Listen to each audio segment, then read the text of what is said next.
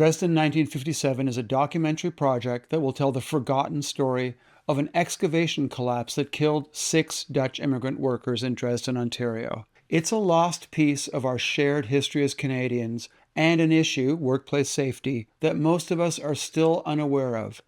That's why we're making this film. Today is day 70 of post-production. Our crowdfunding campaign has not quite reached its goal, more on that later, but at the beginning of January, we decided to start. So what is post-production? I am so glad you asked.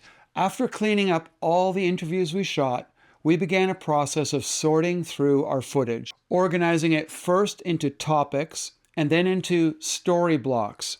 These are short, edited segments that help us get a sense of how different parts of our story will work on the big screen.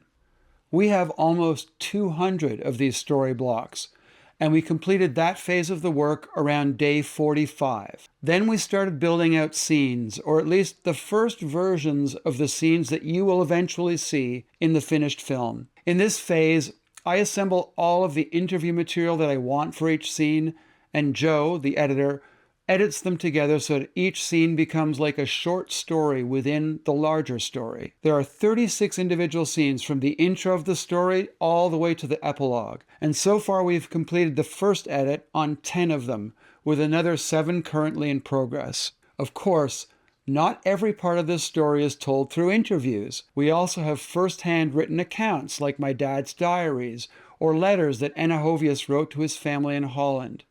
We have other records, like the inquest, Dresden Town Council minutes, and lots of newspaper articles.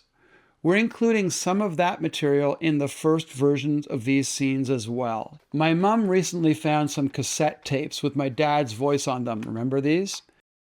Where's over there? So are they piled up on the Are they piled up on the ground, or are they? How are they? They're taken away. My friend Duran, a former colleague at Adobe, helped us create an AI clone of my dad's voice. On arrival, I went to visit the site. I noted that the riverbank was very steep. For the final film, we'll either improve the AI model of my dad's voice or use an actor.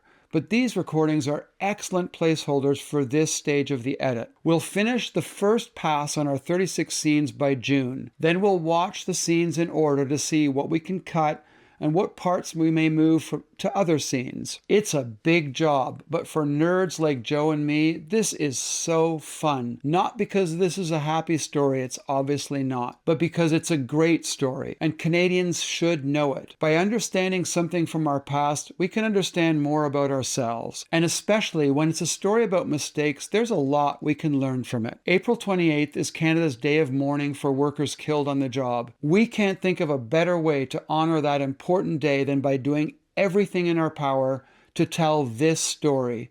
And you can help. Our crowdfunding campaign is over 90% of the way to our goal. Contribute in the memory of one of the 6 Dresden victims, or in the name of another worker whose story should also not be forgotten. Together we can make a difference.